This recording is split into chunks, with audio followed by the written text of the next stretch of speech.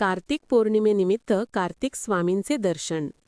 धुळे येथील चाळीसगाव रोडवरील गीताजिनिंगच्या आवारातील श्री कार्तिक स्वामींच्या खाजगी मंदिर व्यवस्थापनाने दिनांक 5 नोव्हेंबर 2025 रोजी संपूर्ण दिवस मंदिर उघडण्यात आले आहे.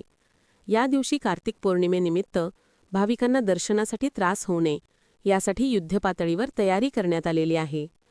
जुन्या पिढीतील या मंदिरात दरवर्षी भाविकांची प्रचंड गर्दी असल्याने आवश्यक त्या ठिकाणी विद्युत रोषणाई, बॅरिकेड्स लावण्यात आलेले आहेत. दर्शन घेताना भाविकांनी रांगेत येऊन सामाजिक अंतर ठेवणे आवश्यक आहे. भाविकांनी यंदाही दर्शनाचा लाभ मोठ्या प्रमाणावर घ्यावा असे आवाहन श्री भरत विष्णुप्रसाद अग्रवाल यांनी केले आहे. धुळे येथील चाळीसगाव रोड लगत गीताजिनिंग येथे पूर्वीच्या बीजेराम डेडराज ऑइल मिल आवारात शेठ पन्नालालजी जीवनरामजी अग्रवाल यांनी संवत 1982 श्रावण शुद्ध अष्टमीच्या दिवशी श्री महादेव मंदिराची स्थापना केली. हे मंदिर जुन्या पद्धतीच्या घुमट आकाराचे आहे.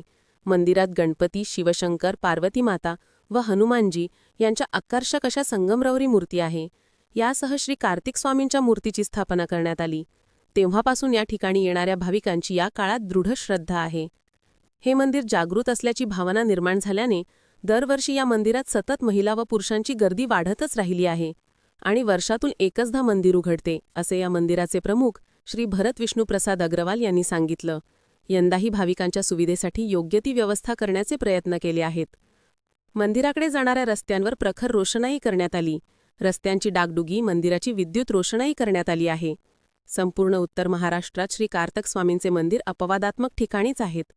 दिनांक 5 नोव्हेंबर 2025 रोजी संपूर्ण दिवस पौर्णिमा आहे.